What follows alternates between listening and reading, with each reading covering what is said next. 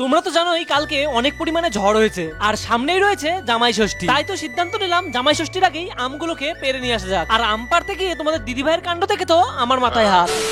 সকাল সকাল আমি এবং দাদা ঠিক করলাম আজকে বাগানে আম পাড়তে যাব। তারপর ঘরে গিয়ে দেখি তোমাদের দিদিভাই রেডি হয়ে বসে আছে, বলছে আমিও গাছে উঠতে পারি। বাড়ি থেকে বেরিয়ে পড়লাম লগিটা নিয়ে, তখনও জালটা বাঁধা হয়নি। তাই জালটা বাঁধবো বলে তিনজন মিলে রওনা দিলাম দাদু বাড়ির দিকে। তারপর সেখানে পৌঁছে আমটা পাড়ার জন্য নেটটা বাঁধার কাজ শুরু হলো। ওইদিকে নেট বাঁধার কাজ চলছে আর এইদিকে আমি বলছি পুলিশের চাকরি আর আম পাড়া কিন্তু এক জিনিস নয়। বাট কে কার কথা শোনে, নিজে নিজেই নেট বাঁধার কাজ শুরু করে দিল। তারপর লগিটা নিয়ে বেরিয়ে পড়লাম আমাদের জমির উদ্দেশ্যে। আর রাস্তায় যেতে যেতে সবচেয়ে কঠিন কাজ ছিল এই লগিটাকে নিয়ে যাওয়া। কিছু সময় বাদেই পৌঁছে গেলাম বাগানে। আর একটা কথা তো বলাই হয়নি, বিয়ের 1.5 বছর হলো তোমাদের দিদিভাই কিন্তু কখনো জমিতে আসেনি। তাই সে খুব এক্সাইটেড ছিল জমিতে এসে আম পারবে বলে। আচ্ছা, তোমরা এই ভিডিওটা কে কোথা থেকে দেখছো অবশ্যই কমেন্ট করে জানিও। এই বছর আম খুব একটা ভালো হয়নি, তাই তো এই বছর আম পাড়ার জন্য জনকেও দায়িত্ব দেওয়া হয়নি। বাট তোমাদের দিদিভাই যেভাবে আম পাড়া শুরু করেছে মনে হচ্ছিল সে একাই সব আম পেরে ফেলবে। বাট পরে দেখি সে শিল্পাঞ্জির মতো ঝুলছে।